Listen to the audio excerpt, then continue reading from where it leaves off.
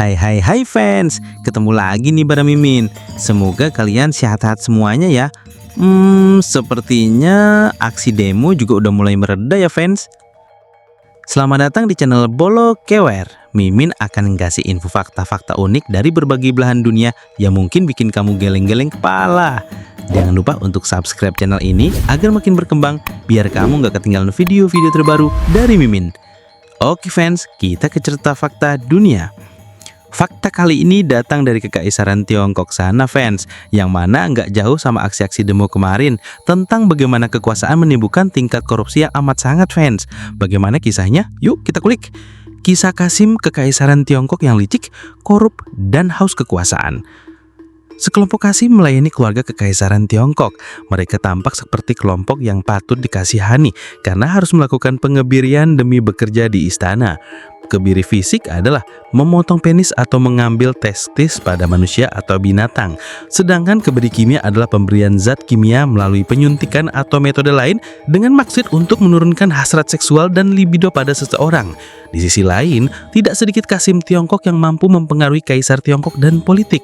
Berikut sederet Qasim Kekaisaran Tiongkok yang licik, korup, dan haus kekuasaan. Korupsi emang dari dulu ada ya fans. Nggak di sini, nggak di sana, ada aja ya. Kira-kira enak yang diapain pelaku korupsi? Tulis jawabanmu di kolom komentar ya fans. Yuk lanjut lagi.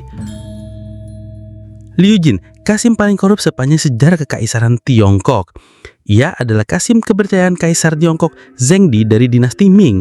Liu Jin terkenal sebagai salah satu pejabat paling korup dalam sejarah Kekaisaran Tiongkok. Tulis Setyong di laman Occasion. Pemimpin kelompok Qasim Tiongkok yang kuat dan dikenal sebagai 8 harimau, Liu Jin sangat lihai. Ia mendapatkan kepercayaan besar Zhengde dengan sepenuhnya mengeksploitasi sifat buruk kaisar muda. Saking dipercayaannya, Liu Jin memiliki tempat tinggalnya sendiri. Ia bahkan diizinkan membawa pulang petisi kekaisaran untuk ditinjau. Meski tak lebih dari seorang pelayan, ia juga ditugasi mengatur dan melaksanakan serangkaian reformasi politik. Nggak bener deh fans. Pada saat yang sama, Liu Jin memperluas komunitas Qasim di dalam kota terlarang. Sang Qasim licik dan rakus itu juga memberikan posisi penting kepada kerabatnya, tambah Yong. Dengan ini, Liu Jin mengkonsolidasikan kekuatan dan kekayaan yang fenomenal. Pada puncaknya, Qasim rakus bukan hanya orang paling berpengaruh di Kekaisaran Tiongkok, namun ia juga orang terkaya. Untungnya bagi dinasti Ming, Liu Jin akhirnya dikhianati oleh salah satu dari 8 macan. Kaisar Zhengde mendapat laporan bahwa Liu Jin merencanakan pemberontakan. Meskipun kaisar awalnya tidak percaya, dia akhirnya mengasingkan Liu Jin. Akhirnya, Liu Jin dijatuhi hukuman mati dengan metode eksekusi death by 1,000 cuts yang mengerikan.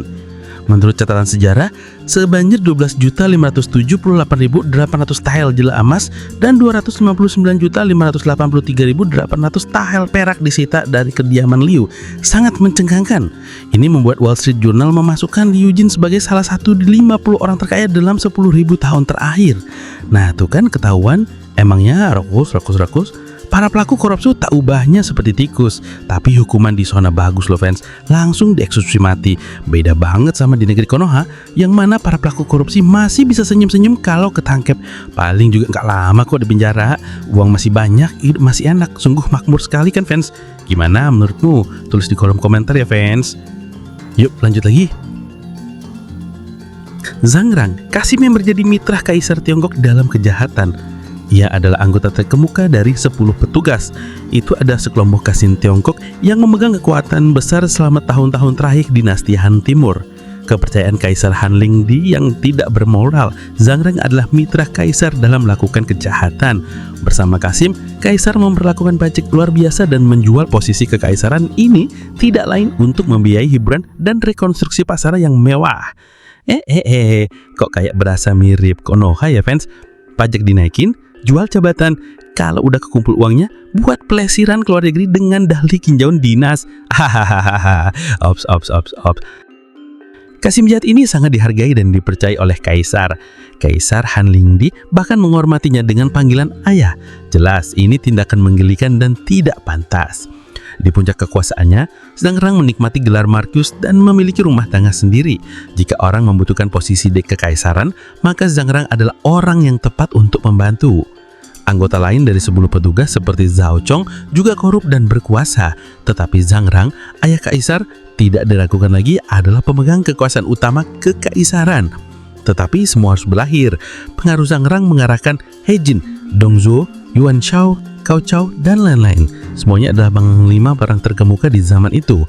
Setelah putra Ringdi atau Liu Benektada, para panglima perang bergerak untuk melendapkan faksi Qasim. Kudeta panglima perang pada awalnya tidak berhasil. Rejin ditipu oleh dekade palsu, disergap di Pastana dan dieksekusi. Atas nama balas dendam, para panglima perang lainnya dengan cepat menyerbu ibu kota Luoyang. Untuk melindungi dirinya sendiri, sang Qasim Mencicik menyandra kaisar dan adiknya laki-laki. Setelah terpojok, Qasim Mencicik itu melepaskan persaudaraan kerajaan dan bunuh diri dengan meloncat di sungai Kunhung. Nah tuh kan, segala sesuatu yang baru nggak bakalan bertahan lama. Duh, Mimin jadi gregetan sama tingkah pola Qasim itu kan. Mirip-mirip para pejabat yang itu no. Hahaha.